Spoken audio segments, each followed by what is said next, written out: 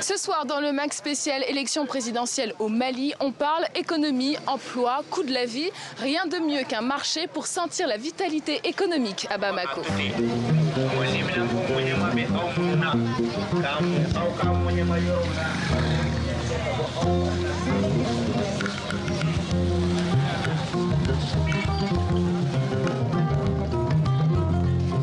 Et dans les marchés à Bamako, on trouve une multitude de choses, des vêtements, des fruits et légumes, mais aussi du mil, du riz et du sorgho. Nous sommes actuellement dans la boutique de Yuba. Bonjour Yuba. Bonjour. Est-ce que tes prix là ici, ils ont augmenté? Est-ce qu'ils ont baissé depuis 5 ans? Les prix n'ont pas baissé. Les prix vraiment n'ont pas baissé. Ils ont augmenté? C'est très augmenté. Pourquoi tu augmentes les prix? C'est les taxes des douaniers. Il y a aussi, l'année passée, le riz n'est pas très bien au Mali. Merci Yuba. Merci beaucoup. Alors la plupart des récoltes du Mali viennent d'une région essentiellement, la région de Ségou. Notre reporter Kaourou Magassa s'y est rendu, il a rencontré les paysans. À Tongo, le temps semble s'être arrêté. 200 mm de pluie sont tombés la veille. Les paysans n'ont que des outils rudimentaires et leurs animaux pour préparer leurs champs. Leur production durant la saison est malgré tout excédentaire. Nous ne pouvons pas demander au gouvernement de venir avec des machines et des engrais pour nous aider à travailler. Nous utilisons notre force et du compost pour cultiver nos champs. Lors des bonnes saisons, nous vendons des céréales pour acheter des semences et des outils pour nous soulager. Lorsque ce n'est pas le cas, tout passe dans notre consommation. Quelques kilomètres plus au sud, les habitants de Ngakoro tiennent conseil. Leur situation est critique. Leur production ne leur permet pas de vivre à l'année. La période de soudure est donc difficile. Nous avons des terres, mais nos terres sont fatiguées. Depuis nos aïeux les plus lointains, nos arrière-grands-parents, nous cultivons la même terre. Il est difficile pour nous, les jeunes, de travailler sur ces terres fatiguées. Nous nous débrouillons donc avec des engrais naturels et la force de nos mains pour survivre. Mais le résultat ne peut pas être le même que sur des terres sur lesquelles du bon engrais a été utilisé pour faire pousser les cultures. Ces paysans se sentent délaissés. Ils ne bénéficient pas des mêmes infrastructures que sur l'autre versant du fleuve Niger. Ici, à plus de 100 km, s'étale la zone Office du Niger. Un aménagement hydro-agricole de 132 000 hectares. Grâce à un barrage et des canaux hérités de l'époque coloniale, les sols sont irrigués durant toute l'année. Habitant la zone, Kouratangara pratique la riziculture depuis 20 ans, non sans difficulté. J'ai au total près de 11 hectares de terre. Mais j'ai aussi une grande famille pour cette superficie. Cultiver coûte beaucoup d'argent. S'il faut compter les charges d'entretien du champ, l'achat des semences, c'est difficile. Je ne produis pas à perte, mais les bénéfices sont amoindris. Dans la région de Ségou, le potentiel aménageable des terres est énorme, 1 947 000 hectares. Sur le plan national, la majorité de la population est paysanne. L'agriculture représente près de 40% du PIB malien. Et ce potentiel agricole, ils sont de plus en plus nombreux à vouloir le valoriser.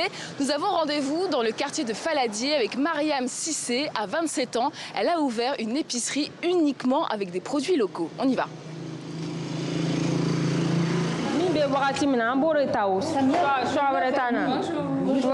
Bonjour, ça va? J'espère que je te dérange pas là. Bon, non, ça va. Je suis avec des partenaires, on va dire, des maraîchers qui sont venus de... Le village déjà, ça s'appelle Sonikei. C'est où ça? C'est où ça? À 33 km de Bamako. À 33 km de Bamako. Pour toi, Mariam, c'est important que tes fournisseurs viennent ici te rencontrer? Bien sûr, c'est très important. Parce que quand eux, ils sont dans leur champ, quand ils cultivent, il faut qu'ils viennent voir où est-ce que tout ça se termine, on va dire comme ça. L'objectif de Sanzara, c'est de vraiment développer le concept consommer local. Et manger local. Et manger local, c'est ça. Mais produisons ce que nous consommons et consommons ce que nous produisons. Dixit, une tante qui dit ça tout le temps. Je lui ai piqué cette phrase. Mais j'ai beaucoup aimé et l'objectif principal vraiment de Sanzara, c'est ça. C'est de promouvoir les productions locales, mais aussi que la population ait accès à ces productions-là, que ça ne soit pas fait seulement pour exporter, que nous puissions le manger chez nous et de façon saine parce que ce sont des choses qui sont produites avec le plus grand soin et par des gens qui aiment leur travail. Quand j'entends ton discours, je me dis que tu devrais faire de la politique, non? Bon, pour le moment, on veut faire la politique dans le secteur privé. C'est pour montrer aux gens que c'est possible ici au Mali. On est des Maliens, on a des idées. On peut très bien faire avancer ce pays avec de bonnes idées si on met les choses en place et si on travaille ensemble. Que chacun y mette du tien, on va y arriver, c'est sûr. On a une jeunesse qui se bat, qui est engagée, qui veut réussir. On n'a pas forcément besoin d'emprunter des bateaux de fortune et autres pour aller en Europe. Moi, je n'ai pas envie d'aller en Europe. Et tu trouves que les politiques aujourd'hui ne voient pas ça, ce dynamisme, cette force de la jeunesse? Je ne dirais pas qu'ils ne voient pas ça, mais ils voient, c'est sûr, parce que la jeunesse s'impose. On constitue la moitié de la population de ce continent. Mais nous ne sommes pas encouragés. Nous ne sommes pas encouragés, nous ne sommes pas aidés dans nos prises d'initiative. Les structures financières ne nous accompagnent pas. Si tu n'as pas de moyens ou de personnes pour t'aider à vraiment mettre en place ton projet, ça ne va rester que des idées. Merci beaucoup, Mariam. Merci à vous. Nous sommes sur les hauteurs de Bamako. On appelle cet endroit la colline. On a choisi ce lieu pour interroger le ministre de l'économie, Boubou Cissé, sur les préoccupations des Maliens que l'on a rencontrés. Bonjour Monsieur le Ministre. Bonjour. Alors ce matin, je me suis baladée dans le grand marché à Bamako. Selon les commerçants, les affaires marchent plus ou moins bien. Mais ils disent tous une chose, les prix des denrées alimentaires de première nécessité ont augmenté. Comment on explique cette augmentation de prix ? Alors, je ne suis pas sûr que ces prix aient augmenté. La réalité, c'est que quand on fait des comparaisons entre aujourd'hui et il y a 1 an, 3 ans, même 5 ans en arrière, les prix ont réellement baissé. Et grâce à des efforts importants qui ont été faits par le gouvernement. Maintenant, il peut y avoir peut-être des zones dans lesquelles les commerçants pratiquent des prix qui sont légèrement supérieurs à ceux que nous avons arrêtés ensemble avec le Conseil national des prix. Et comment vous expliquez cette perception différente? Eux, ils ont l'impression que la vie coûte cher. Je pense que chaque consommateur voudrait que le prix soit le plus bas possible. On parlait de denrées de première nécessité. Quand vous prenez un produit comme le sucre, il y a 5 ans en arrière, il ne faut pas oublier, même 3 ans en arrière, ce sucre-là se vendait à plus de 700 francs le kilo. Aujourd'hui, il est à 550 francs le kilo. Et c'est une autre grande préoccupation pour les Maliens, l'emploi. Comment on fait pour avoir un emploi stable aujourd'hui au Mali, un salaire qui tombe tous les mois, sans être obligé de devenir fonctionnaire? D'abord, les salaires des Maliens tombent tous les mois, fort heureusement, le gouvernement y tient. Et aujourd'hui, pour créer cet emploi-là, il faut de la croissance. Et c'est sur ça que le gouvernement a travaillé ces 5 dernières années. Stabiliser le cadre macroéconomique, développer les activités économiques, quelles activités économiques devraient nous permettre de créer des emplois productifs. Et moi, je pense aux agriculteurs, aux vendeurs ambulants, qui tous les mois n'ont pas un salaire qui tombe. Les agriculteurs, ils n'ont pas un salaire comme un fonctionnaire, mais ils ont des revenus, ils gagnent des revenus. Et ces revenus-là sont aussi générés grâce à des interventions publiques de l'État par la vente de leurs produits. Aujourd'hui, l'État fixe un prix auprès des agriculteurs pour acheter, par exemple, du coton. Quand vous prenez sur la base des 5 dernières années encore, les revenus des agriculteurs par habitant ont significativement augmenté. On parle pratiquement de 40% d'augmentation. Il y a d'autres personnes qui tentent des aventures individuelles. On est allé voir une jeune entrepreneuse. Monter son business ici, ce n'est pas facile. Les banques ne prêtent pas. Pourquoi cette jeune entrepreneuse doit voter dimanche prochain pour IBK, pour le président Ibrahim Boubacar Keïta? Le président Ibrahim Boubacar Keïta a contribué, à travers certaines mesures qu'il a eu à prendre, à améliorer significativement le climat des affaires dans notre pays.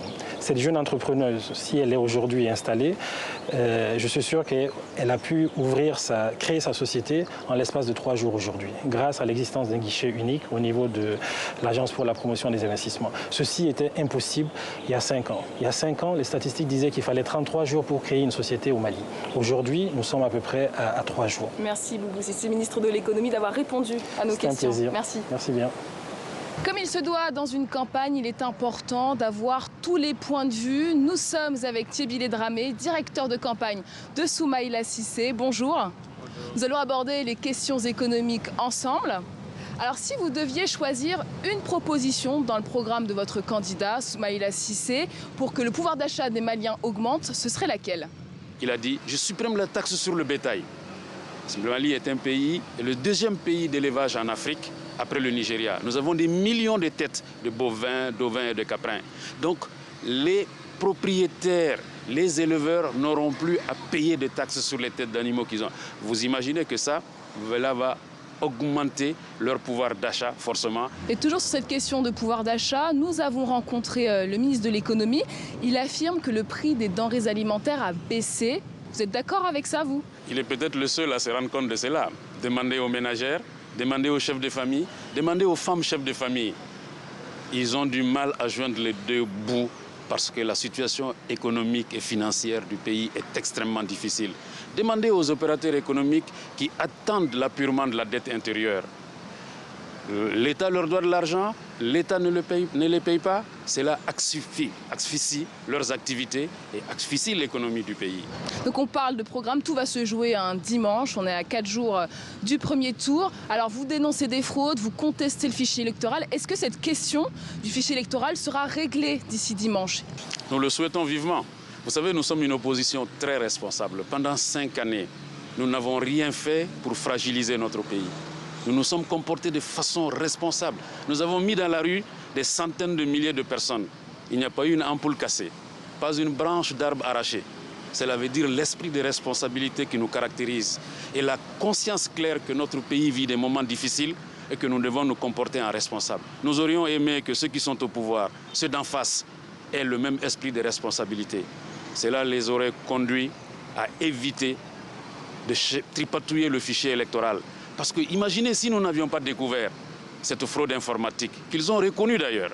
Oui, non, il n'y a pas d'intention frauduleuse, il y a quelques problèmes techniques, quelques erreurs informatiques. Si demain, cette question du fichier électoral n'est pas réglée, ce sera quoi votre mot d'ordre dimanche? Nous avons décidé depuis des mois d'aller à l'élection présidentielle du 29 juillet 2018. Et nous comptons sur notre gouvernement, nous comptons sur la communauté internationale, sur les amis du Mali, ceux qui sont au chevet de notre pays depuis 6 ans, pour que cette question du fichier électoral soit réglée et que les conditions d'un scrutin un tant soit peu transparent soient réunies. Thiébile Dramé, directeur de campagne de Soumaïla Cissé, merci beaucoup d'avoir répondu à nos questions. C'est moi. Merci. Voilà pour ce magazine spécial élection présidentielle au Mali. Il est temps pour nous de rendre l'antenne. À demain, Darek Lopi.